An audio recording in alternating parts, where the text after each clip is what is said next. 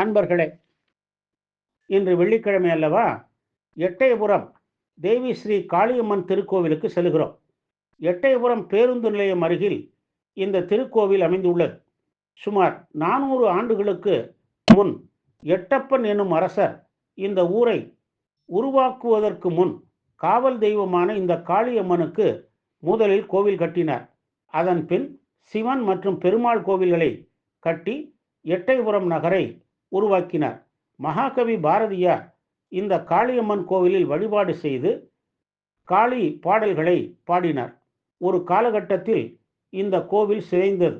பொதுமக்களும் பல கொடையாளர்களின் உதவியோடு இந்த ஆலயத்தை புனரமைத்து கருவறையில் அம்மனை பிரதிஷ்டை செய்து 2014ஆம் ஆண்டு மகா கும்பாபிஷேகம் செய்தார்கள். தூத்துக்குடி கோவில்பட்டி நெடுஞ்சாலையில் தெற்கு நோக்கிய நுழைவு வளைவு உள்ளது. அதன் வழியே சென்று முதலில் கன்னிமூலை விநாயகரை தரிசிக்கிறோம். அதன் பின் வலது புறமாக சென்று படிகளேறி வடக்கு நோக்கிய தேவி ஸ்ரீ காளியம்மன் கோவில்களுக்கு செல்லலாம். திரிசூலம், பலிபீடம், சிம்மாசனம் கடந்து மகாமண்டபம், இங்கே கிழக்கு நோக்கி முனியசாமியும் பேச்சியம்மனும் தெற்கு நோக்கி காலபைரவரும் தனித்தனி சன்னதி கொண்டுள்ளார்கள்.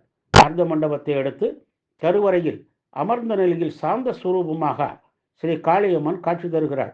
திருமணப்பேறு, மகப்பேறு, நோய்கள் நீக்கவும், குடும்ப ஒற்றுமை, கடன்கள் தீரவும், செய்வினை கோளாறுகள் நீங்கவும், வீடு கட்டவும் மக்கள் இந்த அம்மனை வழிபட்டு பல பலன்களை அடைந்துள்ளனர்.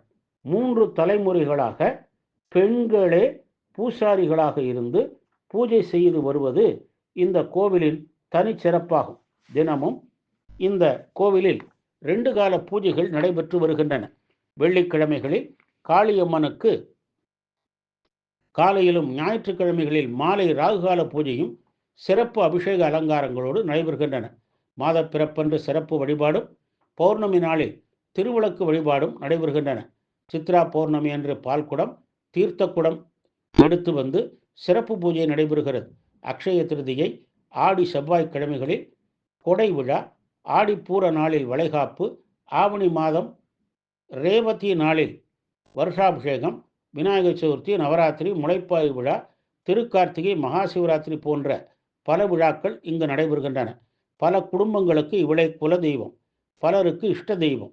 வாழ்வில் அனைத்து நலன்களையும் அருளும் எட்டயபுரம் பாரதி போற்றிய தேவி ஸ்ரீ காளியம்மனை வணங்கி நல்லருள் பெறுவோமாக. ஓம் சக்தி, பராசக்தி.